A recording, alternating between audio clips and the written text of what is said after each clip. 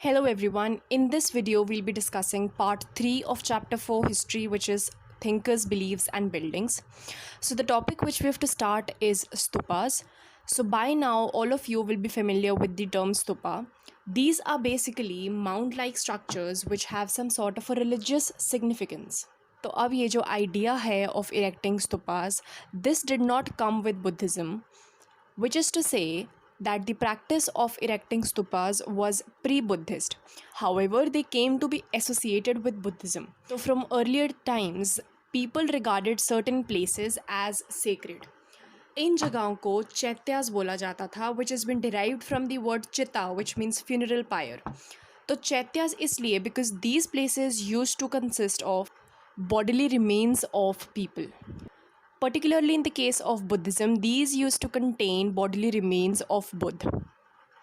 तो Buddhist literature बहुत सारे स्तूपास के बारे में मेंशन करता है.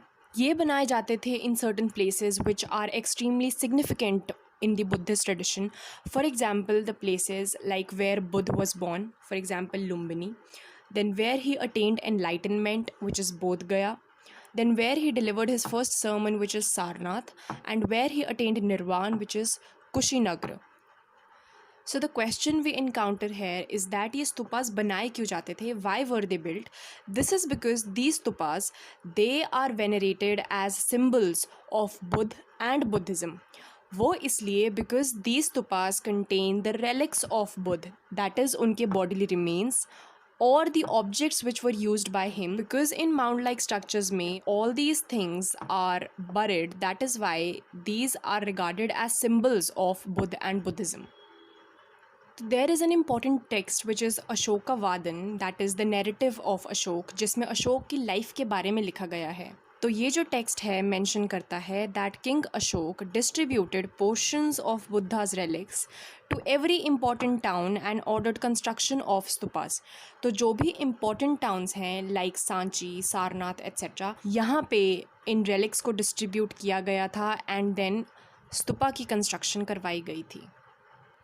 So the next question which we have is that how were these stupas built? So there were donations which were made by kings, guilds, monks, nuns, etc.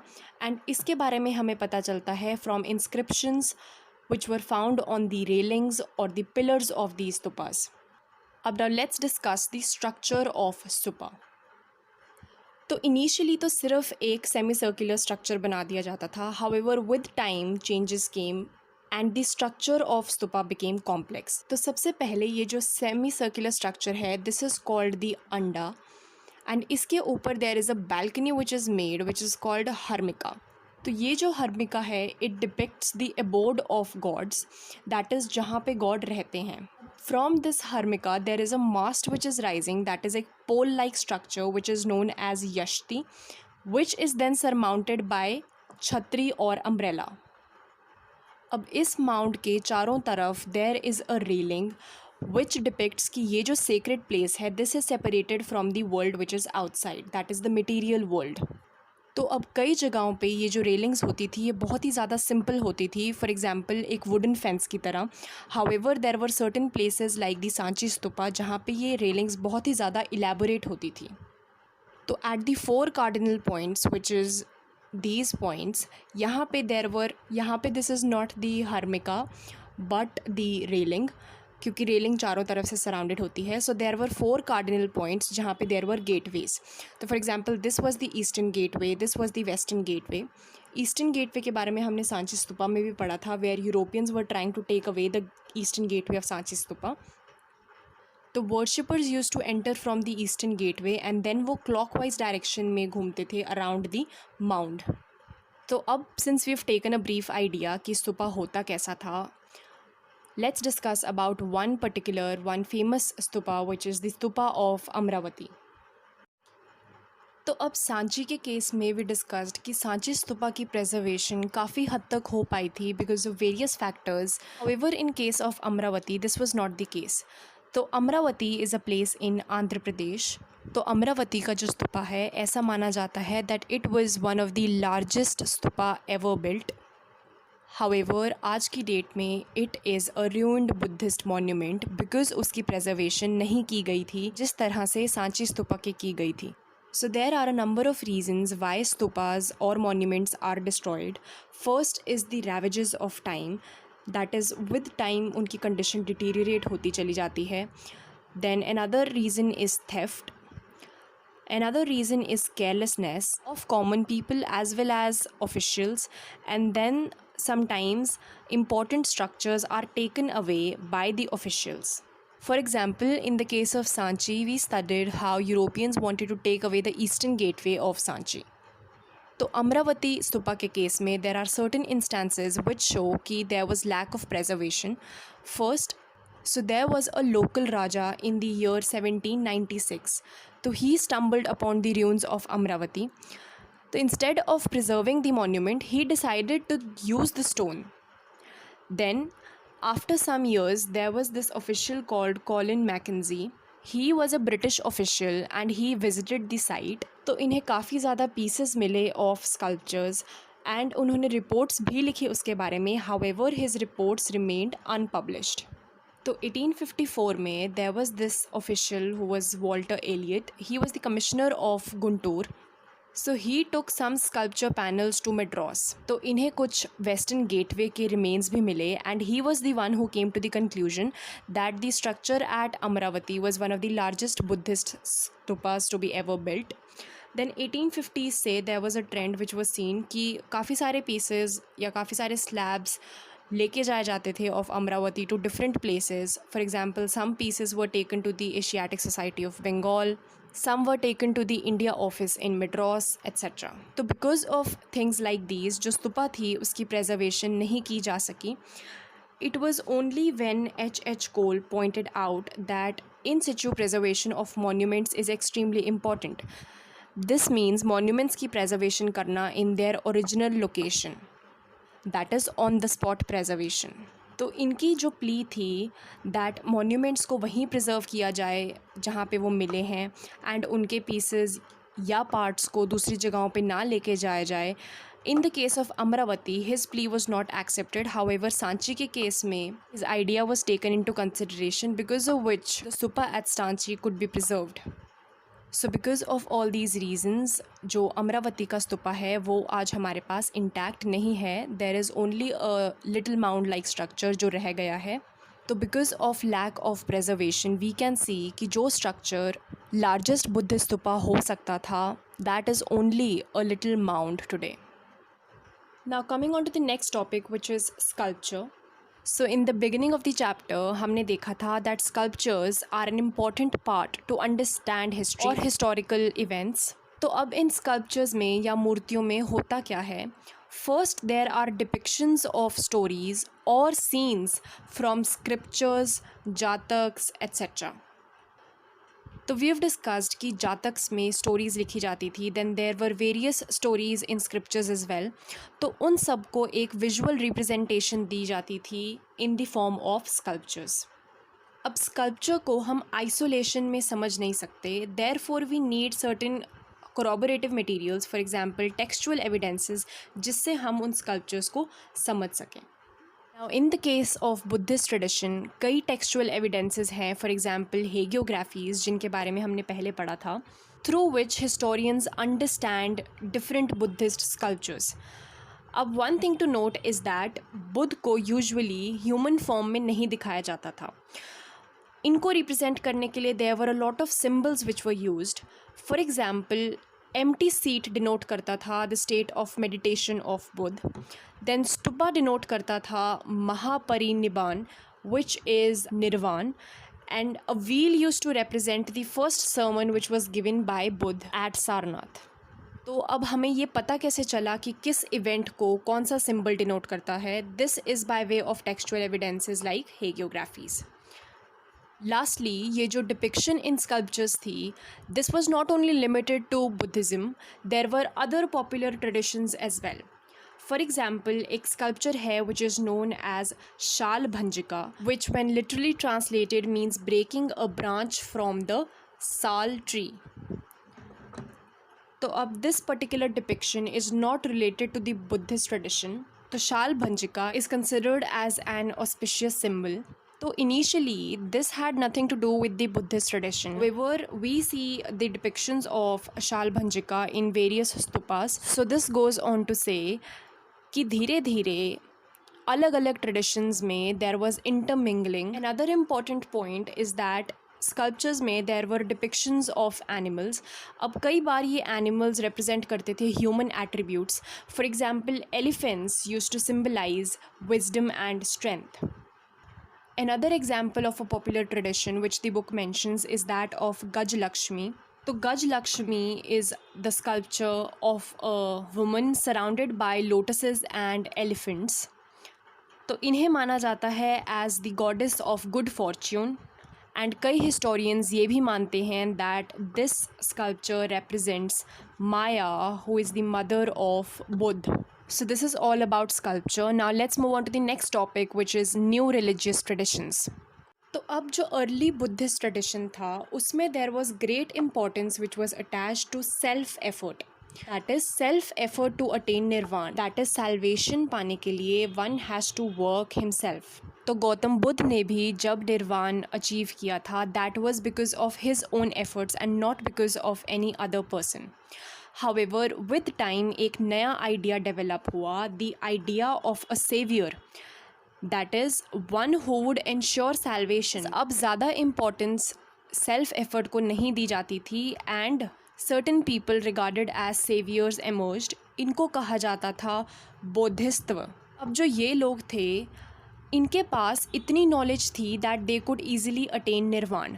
However nirvana attain करने के बजाय they devoted their lives to help others to achieve निर्वाण.